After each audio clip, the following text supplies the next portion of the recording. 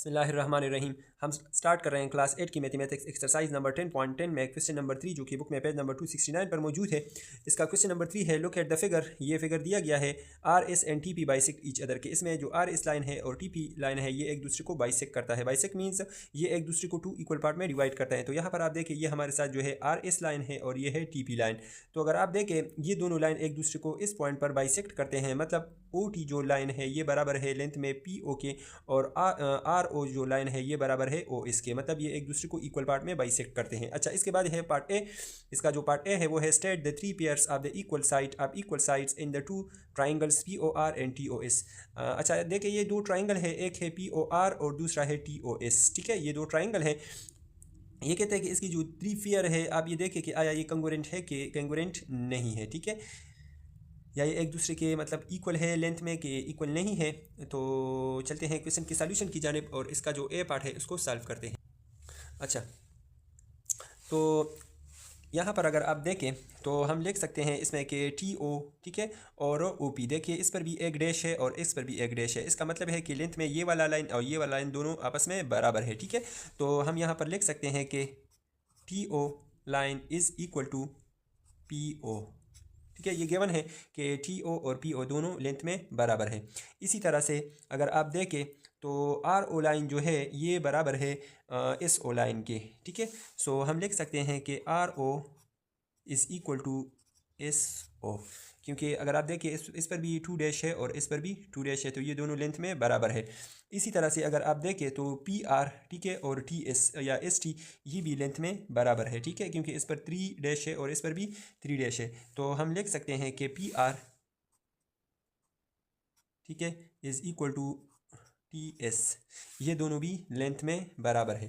तो ये इसका जो है ए पार्ट ये प्रूफ हुआ कि मतलब ये तीनों लाइन एक दूसरे के बराबर है। इसी तरह से इसका बी पार्ट, ठीक है, सो बी पार्ट में है कि which of the following statements are true, कि इन दोनों में कौन सा स्टेटमेंट ट्रू है। एक है triangle P O R congruent to triangle S T O, और दूसरा है triangle P O R is congruent to triangle T O S. तो यहाँ पर देखिए पी ओ आर तो दोनों में है, मतलब पी ओ आर, ठीक है, पी ओ आर, और ये वाला ट्राइंगल जो है ये है एस टी ओ, तो ये है एस टी ओ। तो इसमें आप देखिए पी ओ आर, ठीक है, इसमें जो पी के बाद ये पी ओ जो साइड है इस पर वन डैश आ रहा है, उसके बाद ओ आर सेकंड डैश आ रहा है, और थर्ड जो डैश है ये वाला साइड है ये बाद में आ रहा है। तो यहाँ पर देखिए ये है S T O, S T O. तो इसमें अगर आप देखें तो इसमें एस टी ये थर्ड वाला जो डैश है, ये थर्ड डैश ये पहले आ रहा है, तो ये साइड ये ठीक नहीं है। ठीक है, दूसरा जो अगर आप देखें पी ओ आर तो उसमें है T O S, T O S, तो इसमें पहले ये वन डैश वाला साइड आ रहा है। देखिए टी ओ एस और पी ओ आर, इसमें भी वन डैश वाला साइड आ रहा है। ठीक है, तो यहाँ पर हम लिख सकते हैं कि triangle P O R is congruent to triangle TOS is true। ठीक है, के पी ओ आर और टी ओ एस ये वाला ट्राइंगल या ये साइड ये इस साइड से ये ट्राइंगल ये दोनों एक दूसरे के कैंगोरेंट हैं। ठीक है, उम्मीद है आप लोगों को इस क्वेश्चन की समझ आ गई होगी। इसके बाद हम सॉल्व करते हैं क्वेश्चन नंबर 4 को। सो क्वेश्चन नंबर 4 भी हमारे साथ इसी पेज पर मौजूद है बुक में, और वो है कि the measure of one angle of a triangle is 90 degree. The measure of its hypotenuse is base and base is 6 centimetre and 3 centimetre respectively. Draw triangle congruent to this triangle. ठीक है, ये कहते हैं कि एक ट्राइंगल है और इसमें 90 डिग्री है, तो ये राइट एंगल ट्राइंगल है। ठीक है, क्योंकि इसमें 90 डिग्री मौजूद है। So the measurement of its hypotenuse वो हमारे साथ है 6 सेंटीमीटर, और बेस जो है वो है 3 सेंटीमीटर। ठीक है, सो आप इसी तरह से एक ट्राइंगल ड्रा करें। तो फर्स्ट ऑफ ऑल मैं जो गिवन डेटा है इसको लिखता हूँ और उसके बाद मैं ट्राइंगल को ड्रा करता हूँ। अच्छा, यहाँ पर मैंने गिवन डेटा लिखा है कि एंगल हमारे साथ है वो 90 डिग्री, हाइपोटेन्यूज वो है 6 सेंटीमीटर और बेस है 3 सेंटीमीटर। तो फर्स्ट ऑफ ऑल मैं 3 सेंटीमीटर की जो बेस है वो ड्रा करूँगा। ठीक है, ये हमारे साथ है बेस और ये है 3 सेंटीमीटर। ठीक है, मैं इसको किसी भी नाम से रिप्रेजेंट कर सकता हूँ। लेटर सपोज ये है ए और ये है बी। अब मैं ए पर 90 की डिग्री बनाऊँगा। ठीक है, और 90 का डिग्री ऑलरेडी आप लोगों को मेथड आता है कि मतलब कंपास की मदद से हम एक वो आर्क ड्रा करेंगे।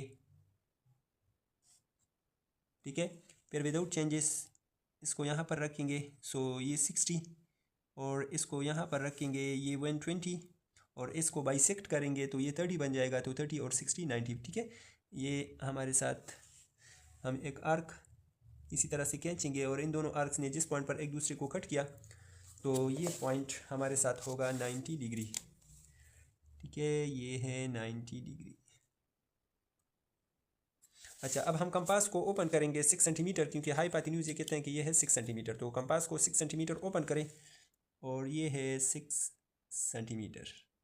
ठीक है, इसको यहाँ पर रख के और एक आर्क खींचिए तो थोड़ा ऊपर आया, खैर कोई वो बात नहीं है।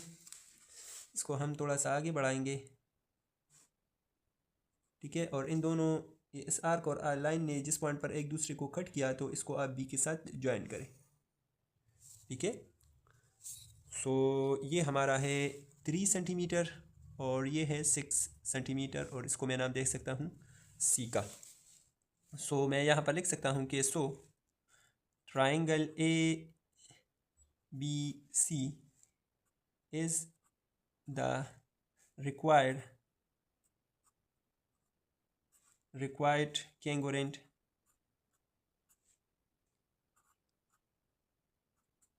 triangle।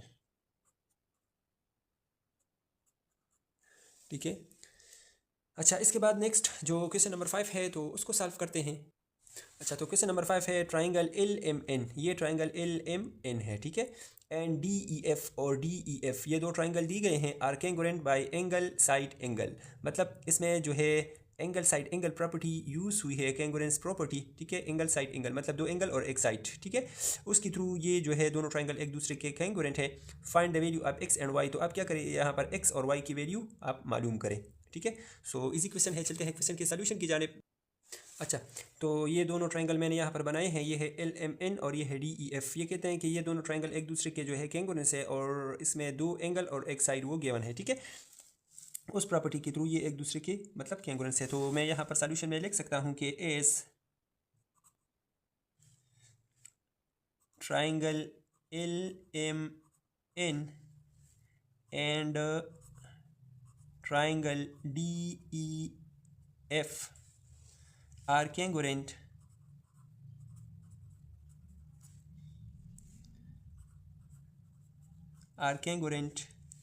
by angle side angle property। ठीक है, इस प्रॉपर्टी के थ्रू ये एक दूसरे के कैंगोरेंट है। अच्छा नो, तो मैं लिख सकता हूँ कि एंगल डी एंगल एल जो है वो एंगल डी के वो कैंगोरेंट होगा। So angle angle L equal to angle D. ठीक है, ये दोनों बराबर होंगे। सो एंगल एल वो हमारे साथ है 40 is equal to angle D वो है x प्लस 90। तो मैं 90 को इस साइड पर शिफ्ट करूँगा, सॉरी। सो ये आएगा 40 minus 90 is equal to x, और 90 से अगर हम 40 को माइनस करें तो ये आएगा माइनस 50 एक्स। सो एक्स की वैल्यू फाइंड हो गई और वो है माइनस 50। अच्छा, यहाँ पर अगर आप देखें तो अगर मैं इस इक्वेशन में x की जगह पर 50 को पुट करूँ तो ये माइनस 50 से 90 से अगर हम 50 को माइनस करें तो इससे 40 आता है। तो ये एक दूसरे के कैंगोरेंट है। ठीक है, यहाँ पर देखें एंगल डी। ठीक है, एंगल डी में मैं ये ऐसे प्रूव कर सकता हूँ कि डी में वो हमारे साथ है x प्लस 90। सो मैं x की जगह पर माइनस 50 पुट करूँ प्लस 90। सो 90 से अगर हम 50 को माइनस करें तो इससे 40 आता है। तो ये डी भी 40 और एल भी 40। अच्छा, इसी तरह से मैं लिख सकता हूँ कि एंगल एन वो बराबर होगा एंगल एफ के। So angle N is equal to angle F, और एंगल एन वो हमारे साथ है 20 और एंगल एफ है 5y माइनस 120। 120 को इस साइड पर शिफ्ट करें, so 20 plus 120 is equal to 5y। ये दोनों add 140 is equal to 5y divide by 5। So 5 और 5 कैंसल। ठीक है, और 5 1 ज़ा 5, 5 2 ज़ा 10।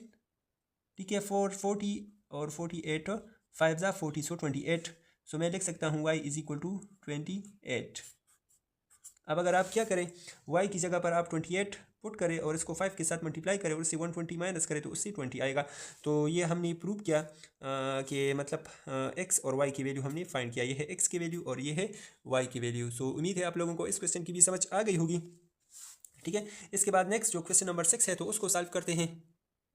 अच्छा, तो क्वेश्चन नंबर 6 हमारे साथ है इन triangle A B C and A D C. ये देखिए, ये है ए बी सी और ये है ए डी सी। ठीक है, B C is equal to D C. So B C is equal to D C, मतलब बी सी और डी सी ये लेंथ में बराबर है, और B A is equal to D A, और डी ए और बी ए ये भी लेंथ में बराबर है। So prove that the triangle are congruent. तो ये कहते हैं कि आप क्या करें, ये प्रूव करें कि आया ये ट्राइंगल कैंगोरेंट है कि नहीं। इसमें चूंकि कोई वो एंगल नहीं दिया गया है, जस्ट साइड दी गए हैं, तो ये जो है ट्रिपल एस वाली प्रॉपर्टी से कैंगोरेंट है। ठीक है, तो चलते हैं इसकी सॉल्यूशन की जानिब।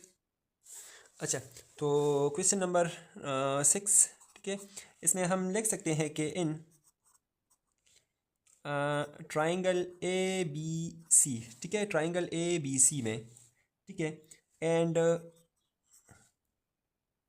ट्राइंगल ए डी सी, ठीक है, और ए डी सी में जो गिवन है तो वो ये है कि बी सी बराबर है डी सी के। तो मैं लिख सकता हूँ गिवन में, ठीक है, गिवन, ठीक है, गिवन में मैं लिख सकता हूँ कि बी सी ये बराबर है डी सी के, और इसी तरह से बी ए ये बराबर है डी ए के। मतलब ट्रिपल एस जो प्रॉपर्टी है, इस ट्रिपल एस, ठीक है, इस प्रॉपर्टी के थ्रू अगर आप देखें तो दो साइड तो ऑलरेडी गिवन है, ठीक है, मतलब इसमें जो है दो चीज़ें तो ऑलरेडी ये प्रूफ है, और थर्ड साइड को अगर आप देखें तो ये ए सी जो साइड है, ठीक है, या सी ए जो साइड है, तो ये दोनों में कॉमन है, ठीक है, ये दो ट्राइंगल है, एक ट्राइंगल ये है और एक ट्राइंगल ये है, इन दोनों ट्राइंगल में जो है सी ए ये इसका कॉमन साइड है, ठीक है, तो ये दोनों के लिए है, तो इस वजह से मैं कह सकता हूँ कि ये दोनों के लिए मतलब सी ए वो सेम होगा। तो यहाँ पर मैं लिख सकता हूँ कि सी ए इज़ इक्वल टू सी ए, ठीक है, क्योंकि ये दोनों में कॉमन है, कॉमन इन बोथ ट्राइंगल, ठीक है, दोनों ट्राइंगल में ये कॉमन है। सो ये प्रूफ हो गया। So by triple S property the triangle A B C congruent to triangle A D C, ये दोनों ट्राइंगल एक दूसरे के कैंगोरेंट हैं। ये था क्वेश्चन नंबर 6। इसके बाद नेक्स्ट जो क्वेश्चन नंबर 7 है तो उसको हम अलग सी वीडियो में सॉल्व करेंगे, क्योंकि फिर वीडियो लंबी हो जाएगी। उसका लिंक आपको डिस्क्रिप्शन में मिल जाएगा, प्लेलिस्ट से भी आप वो वीडियो देख सकते हैं। सो मिलते हैं अगली वीडियो में, और इस वीडियो में अगर कोई मसला हो, ठीक है, या किसी बात की समझ ना आई हो तो कमेंट बॉक्स में अपनी राय से ज़रूर हमें आगाह करें। मिलते हैं अगली वीडियो में, तब तक के लिए इजाज़त दीजिए। अल्लाह हाफिज़।